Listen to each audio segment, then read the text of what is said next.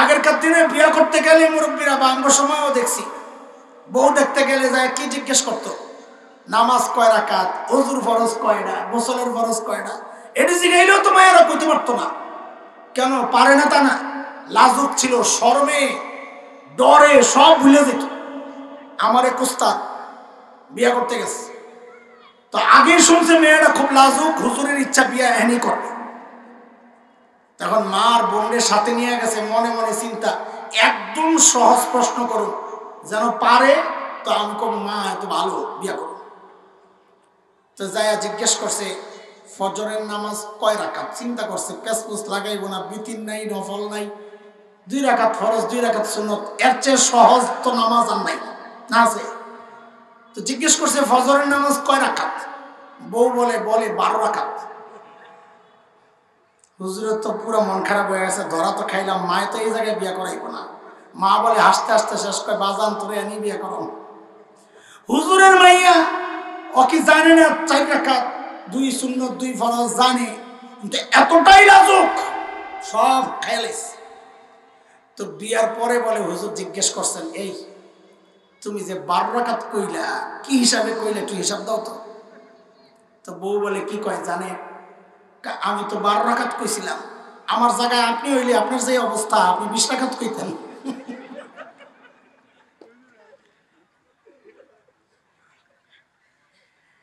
যুগ পাল্টাইছে, এখন আর বিয়ের মধ্যে যায় ওগুলা জিজ্ঞেস করে না।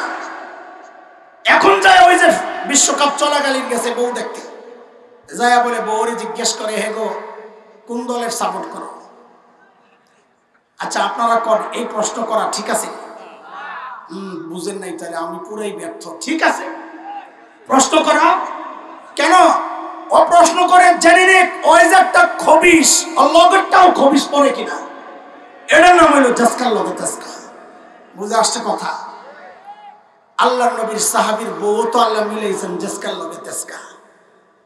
যেই না বউরে বলছেন সব দিয়ে দাও, বউ সাথে সাথে নিয়ে সব দিয়ে দিস।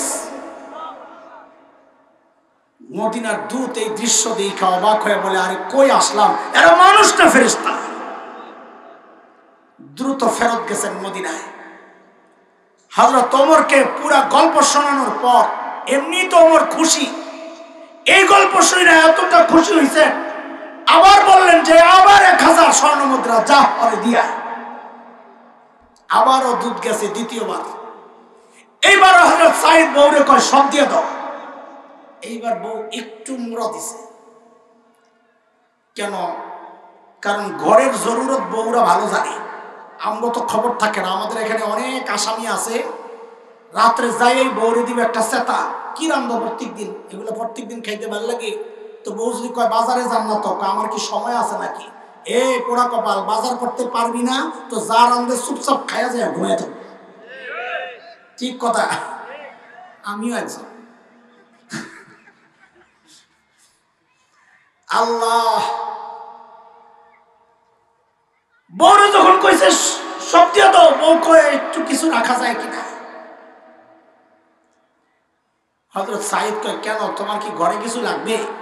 হ্যাঁ কত জরুরত, কত যে জরুরত একটু পরে আপনারাও শুনবেন ইনশাআল্লাহ। তো হযরত সাইদ বলে একটা কাজ করো না, কিছু রাখার দরকার কি, সবটাই রেখে দাও।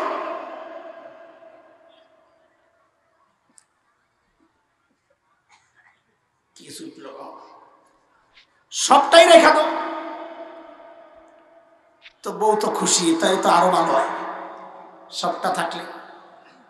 হযরত সাইদ বলেন একটা কাজ করো, আমরা তো গরিব মানুষ, আমাদের ঘর ভাঙাচোরা, কখন আবার ডাকাত পড়ে, এমন কারো কাছে আমানত রাখি যেন আমাদের প্রয়োজনের সময় চাইলেই দেয়, শুধু দিবে না বাড়াইয়া দিবে। বউকে মাশাআল্লাহ তাহলে আরো ভালো।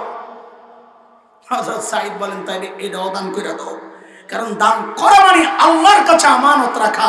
হাসরের মাঠে যখন আমাদের অনেক প্রয়োজন হবে, শুধু ফেরত দিবেন না, আরো অনেক বাড়াইয়া দিবেন। বলে কত বাড়াইবে?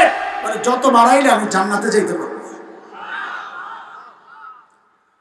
দুধ তো এবার এই কাম দেখা কয় আল্লাহ এগুলো মানুষ না, দৌড়ে মদিনায় যাইয়া হযরত ওমরকে যখন এই কথা শোনাইছেন, হযরত ওমর এত খুশি হয়েছেন, সাথে সাথে বললেন এই কাফেলা রেডি কর, আমার সাইদকে দেখতে যাব।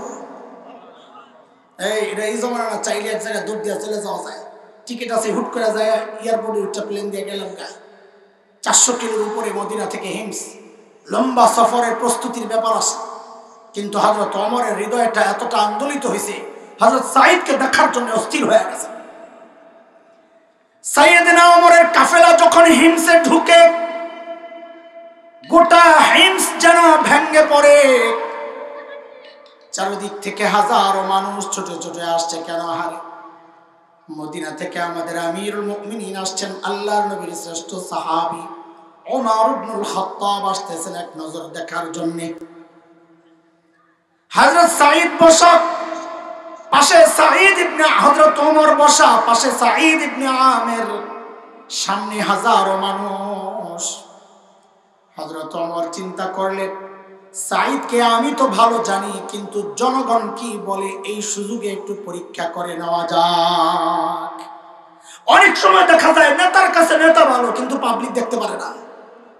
কেন্দ্রের থেকে মার্কা লয়ে আইছে, জনগণ স্বতন্ত্র একজনকে সাপোর্ট দিয়ে পাস করায় দিছে, এমন হয় না? কথা বলেন না, হয় না? সাইয়েদনা ওমর ডাক দিয়া জানতে চাইলেন, এই হিমসের মানুষ, তোমাদের গভর্নরের বিরুদ্ধে কারো কোনো অভিযোগ আসেনি? থাকলে দাঁড়ায়া যাও। বাপরে বাপ, ইসলামী শাসন ব্যবস্থা ছাড়া দুনিয়ার কোথাও এটা সম্ভব না। হযরত ওমর বলার সাথে সাথে ওই কোন জায়গায় বুড়া দাঁড়ায় গেছেন, আছে অভিযোগ আছে। মানুষ হইল অনুকরণ প্রিয়, দেখা দেখি কাম করে। আপনার ঘাটটা ব্যথা করতেছে, রাস্তার মাঝখানে দাঁড়াইয়া চোখটি বন্ধ কইরাই উপরের দিকে এমন করে ঘাটটারে কতক্ষণ ধরে রেখে দেখবেন কি পাশে দিয়া যারা যায় অধিকাংশই দাঁড়াইয়া দেখবে আপনি কি দেখতেছেন।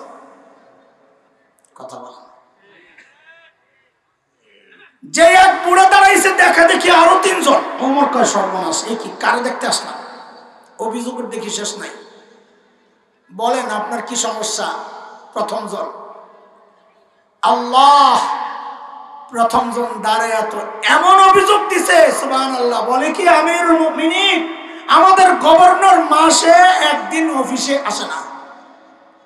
মাসে কয়দিন? আর আমরা তো সপ্তাহে ছুটি কাটাই 2.5 দিন। আরো কত বন্ধ আছে, সুবহানাল্লাহ। এই যে 21শে ফেব্রুয়ারি আইতাছে, সবরাত্রে বন্ধ গেল, আরো কত বন্ধ।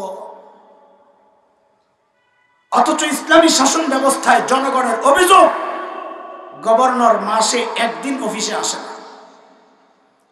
হযরত ওমর তো রাগ হয়ে গেছেন, সাঈদ জবাব দাও, কেন তুমি মাসে একদিন অফিসে আসো না? আসামির কাঠগড়ায় আল্লাহর নবীর সাহাবী, হিমসের গভর্নর, ধনী এলাকার গভর্নর কি হওয়ার কথা? সময়ের সেরা ধনী। বলেন কি হওয়ার কথা? কি হওয়ার কথা?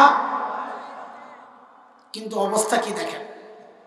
হযরত সাঈদ দাঁড়ায়া জবাব দিচ্ছেন, কেন মাসে একদিন অফিসে আসেন না? আমিরুল মুমিনিন, এই যে আমার গায়ে 2 টুকরা কাপড় দেখছেন, একটা লুঙ্গির মতো করে পরা, আরেকটা চাদরের মতো করে জড়ানো। আমিরুল মুমিনিন, আমার না এই 2 টুকরা কাপড় ছাড়া আর কোনো কাপড় নাই। বলে মাসে একদিন অফিসে কেন আসো না? বলে 1 মাস এই এক জোড়া কাপড় পরতে পরতে পরতে পরতে দুর্গন্ধ হয়ে যায়, নিজেরও কষ্ট হয়, যারা আসে ওদেরও কষ্ট হয়, তাই মাসে একবার উপরেরটা ধুইয়া দেই, শুকাইলে নিচে পরি, নিচেরটা ধুইয়া দেই, শুকাইলে উপরে জড়াই। আমিরুল মুমিনিন, এই কাজটা করতে করতে বেলা একটু উপরে উঠে যায়। আমি আসি না এই কথা ঠিক না, আসি, একটু দেরি হয়। উনি হয়তো সকাল সকাল এসে আমাকে না পেয়ে ভেবেছেন আমি আসি না, আসি। হযরত ওমর তো বুঝছেন অভিযোগের ধরন কি। দাঁড়াইছে যেহেতু শোনা তো লাগে। বলেন 2 নম্বর, আপনার কি অভিযোগ? ও আল্লাহ, 2 নম্বর জনের অভিযোগ তো আরো মারাত্মক। কি? বলে আমিরুল মুমিনিন, আমাদের গভর্নরের রাতে, দিনে তো পাই, রাতে আর পাই না। কি ডিউটি লইছে ওনারে, রাতেও সময় দেওয়া লাগে? আল্লাহ, হযরত ওমর তো রাগ হয়ে গেছে। সাঈদ জবাব দাও, কেন তোমাকে রাতে পাওয়া যায় না? আল্লাহর নবীর সাহাবী আসামির কাঠগড়ায় কাচুমাচু হয়ে জবাব দিচ্ছেন, আমিরুল মুমিনিন, এটা তো প্রকাশ করার ব্যাপার ছিল না, একান্ত বিষয় ছিল। এখন প্রশ্নের মুখে পড়েছি, না বলেও তো পারতেছি না। আমিরুল মুমিনিন কেন আমার রাতে পাওয়া যায় না? আসামতু হায়াতি বাইনা রাব্বি ওয়া বাইনা ইবাদি। আমিরুল মুমিনিন জীবনটারে দুইটা ভাগ করছি। রাতটা আমি আমার মালিককে সময় দেই, দিনটা মালিকের বান্দাদেরকে সময় দেই। আল্লাহু আকবার বলেন না? আরে আল্লাহ, মালিকের জন্য আলাদা টাইম বরাদ্দ।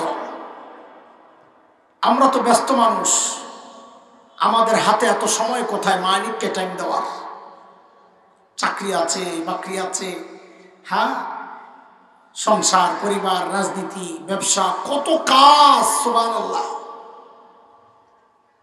অথচ এই হায়াতের একটা ভাগ ফেসবুক কিন্তু ঠিকই পায়, এই হায়াতের একটা ভাগ ইউটিউব কিন্তু ঠিকই পায়, খেলোয়াড়েরা পায়, গায়ক গায়িকা পায়, নায়ক নায়িকা পায়, পায় না কেবল আমার মালিক।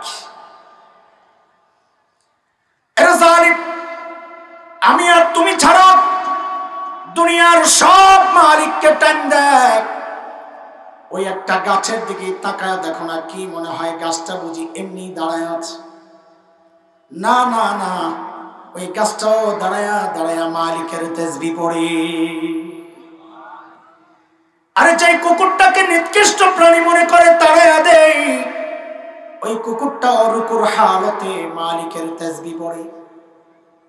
যে পোকামাকড় গুলোরে পায়ে দলে মেরে ফেলি, ওই পোকামাকড় গুলো সেজদার হালতে মালিকের তাসবিহ পড়ে। পড়ি না কেবল আমি আর আপনি, কারণ আমাদের হাতে সময় নেই। সময় বন্ধ একদিন আসবে, করার থাকবে না কিচ্ছু। সেদিন শুধু চিৎকার করে করে কানবো আর বলবো, ইয়া লাইতানি কদ্দামতু লিহায়াতি। আরে সময় মতো যদি একটু পুঁজি বানায় আসতাম তো আজকে আর এই বিপদে পড়া লাগে না। এরা যুবক, শোনো শোনো, ফাঁকে দিয়ে একটা পুঁজির গল্প শোনাই তোমাদেরকে, বিশেষ করে যুবকদেরকে। পুঁজি লাগবে, পুঁজি পুঁজি পুঁজি। এক পরিচ্ছন্ন বিবেকের ছোট্ট এক বাচ্চার একটা ছোট্ট গল্প শোনাই। 3 বছর আগে আমার মাদ্রাসার অফিসে আমার এক বন্ধু আমাকে, আমার মাদ্রাসার শিক্ষক, বলে কি ভাই আপনার একটা ভিডিও দেখাই। তো তার মোবাইলের মধ্যে কোন এক আরব দেশের একটা ভিডিও, সাক্ষাৎকার পর্ব। যুবকরা একটু খেয়াল করে শোনো বাপ। একটা ছোট্ট বাচ্চার সাক্ষাৎকার নিচ্ছে একজন। বাচ্চাটা অন্ধ, অন্ধ মানে চোখ দাবানো, ভিতরের দিকে গর্ত। বাচ্চাটার বয়স বড় জোর 13-14 হবে। 13-14 বছরের বাচ্চা কি অনেক বুঝে না ছোট? বলেন। বাচ্চাটাকে উপস্থাপক জিজ্ঞেস করতেছে, আচ্ছা তোমার যে এই চোখের নিয়ামত নাই, তুমি কি এই নিয়ামত আল্লাহর কাছে ফেরত চাও? বাচ্চাটা ভাবলে সিং জবাব দিয়া দিল যে না, আমি এই নিয়ামত ফেরত চাই না। আমি তো জবাব শুনে অবাক হয়ে গেছি, কি রে বোকা নাকি? চোখের নিয়ামত ফেরত চাই না, কেমন কথা? এটাও কি সম্ভব? তো আমি তো ভিডিও দেখে অবাক হয়েছি, কিন্তু যিনি সামনাসামনি বসা উপস্থাপক, তার তো আরো অনেক বেশি অবাক হওয়ার কথা, তাই না? তিনি অনেক বেশি অবাক হয়ে জিজ্ঞেস করলেন, লিমাজা, আরে কেন তুমি এই নিয়ামত ফেরত চাও না? আরে আল্লাহকে সাক্ষী রেখে আপনাদেরকে শোনাচ্ছি, আল্লাহ সাক্ষী। বাচ্চাটার জবাবটা শুনে আমি সাথে সাথে কান্না করে দিছি। আরে বললো কি সে? এটা ছোট্ট মানুষ, কিন্তু বুঝ কত উঁচু।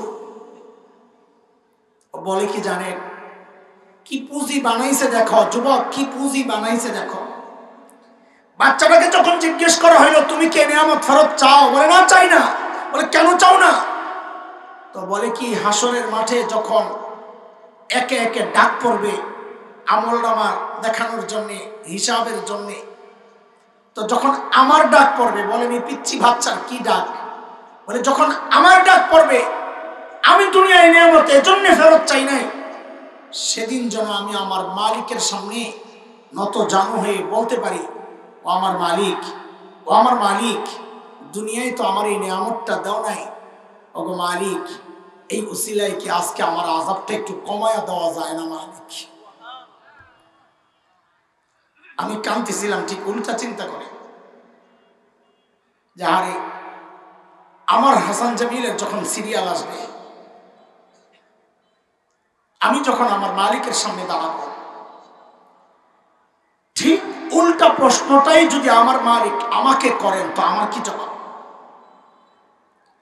আমার মালিক যদি আমাকে জিজ্ঞেস করেন, আরে হাসান জামিল, তোকে তো এই চোখের নিয়ামতটা দিছিলাম, তুই তো ভোগও করছস, এখন আযাবটা একটু বাড়াইয়া দি, আমি কি জবাব দিব? তোকে তো এই জবানের নিয়ামত দিছিলাম, তুই তো ভোগও করছস, এখন আযাবটা একটু বাড়াইয়া দি, তো আমি কি জবাব? ও বাবা, আপনি কি জবাব দিবেন? যুবক, তুমি কি জবাব দিবা? আমার পুঁজি নাই, তাই এইভাবে বলতেছি, আমার আশঙ্কা, ভয়। কিন্তু কার কি পুঁজি আছে বলেন তো? কোন পুঁজির ভরসায় এমন নিশ্চিন্ত জীবন যাপন করছি আমরা, হাসি তামাশার মধ্যে? হ্যাঁ, পুঁজি যে নাই একেবারে তা তো না, আছে, পুঁজি আছে, গুনার পুঁজি, গুনার পুঁজি। চুল পাইকা সাদা হয়ে গেছে, এখনো গুনাহ ছাড়তে পারি না। দাড়ি পাইকা সাদা, এখনো গুনাহ ছাড়তে পারি না।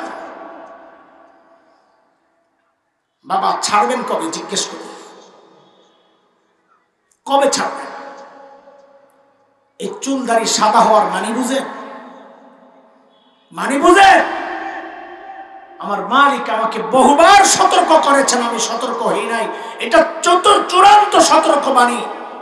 শরীরের একটা অংশের কিন্তু মৃত্যু শুরু হয়ে গেছে, যে কোনো মুহূর্তেই মালাকুল মউত কাট করে ধইরা টান দিয়ে লয়ে যাবে।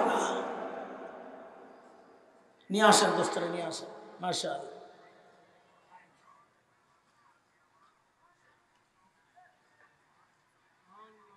পত্রিকার এক মিনিট সহ এক কোণার থেকে শুরু করতাম, আরেক কোণায় শেষ করতাম।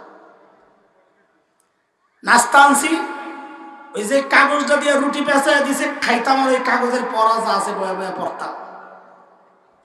তো একদিন রুটি দিছে ঠোঙ্গায় কইরা, ঠোঙ্গা চিনেন?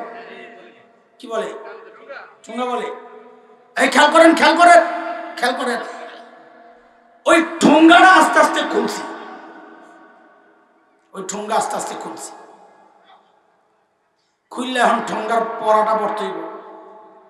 আমার অভ্যাস, ঠোঙ্গার পড়া পড়তে যাই, আমি হঠাৎ চমকায় উঠছি, আর এটা কোন পড়া আইলো আমার সামনে?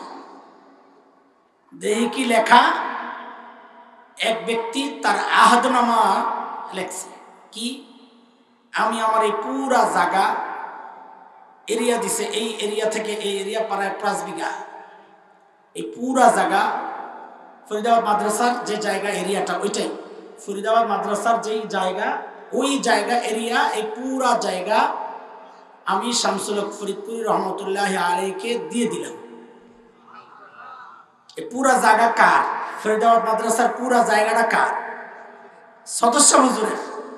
সদস্য হুজুর তার এক সাহাবীওয়ালা, সিফতওয়ালা সাহাবী সাঈদ ইবনে আমির, তার 1000 স্বর্ণ মুদ্রা হিমসের গরিবদেরকে বিলায়া দিয়েছেন।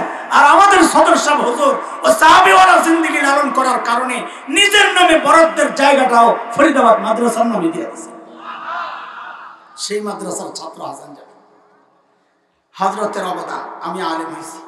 হযরত নিজের বাড়ির জায়গা মাদ্রাসায় না দিলে ওই মাদ্রাসায় আমার পড়া নাও হইতো, আমার এই পর্যন্ত আসা নাও হইতো।